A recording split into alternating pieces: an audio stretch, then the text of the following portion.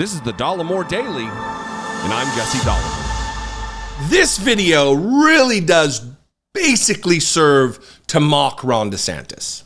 And that's okay. Sometimes we need that.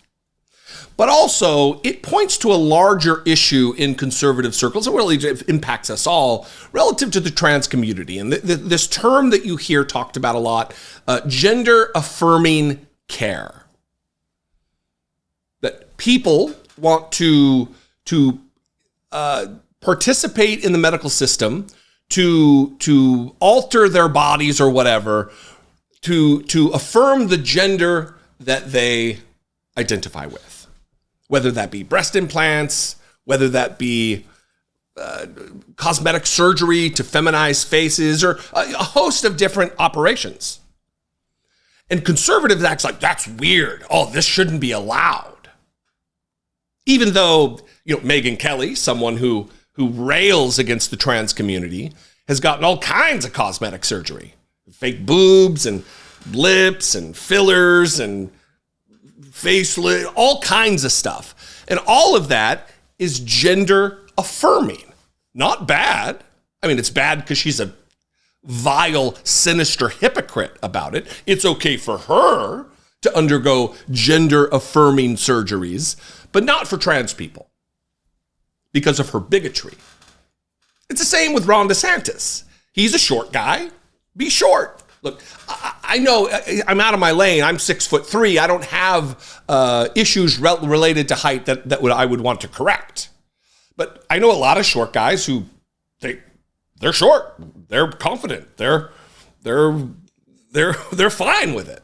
Others aren't, and that's fine too. But you can't be someone who besmirches the trans community for a gender affirming care or wanting to seek that out, and then also do things that affirm your gender at the same time. Like Ron DeSantis during the presidential campaign when he wore the weird boots with the lifts in them, walking around all goofy. There's all kinds of, just Google it. There are countless videos out there of goofy Ron DeSantis in his platform cowboy boots, like he's a cowboy, walking around in his gender affirming. Donald Trump with the comb over and all of that is gender affirming. He doesn't want to have male pattern baldness. So it was a beautiful thing. I'm rambling here, but there was a beautiful thing yesterday when a reporter will try to boost the audio of the reporter's question so you can hear it more clearly, asking about gender affirming care and Ron DeSantis's desire to his compulsion to wear lifts to make him seem taller. He wants to be more like Jesse D at 6'3" and less like little Ronnie D at 5'3" or however tall he is. Anyway, watch this fantastic moment from this journalist. Yes. Governor DeSantis, you have spoken out with gender fluidity and also come out against gender affirming care. So it's something you could square your opposition to gender affirming care and people choosing their own gender identity with your frequent wearing of lifts and you hoping to choose your own type identity. Nice try. Next. Yep. First and foremost, that's a valid question that got ignored by the governor of Florida.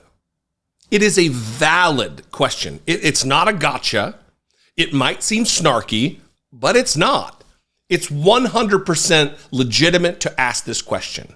You yourself attempt to appear in a manner that aligns with the gender you identify with.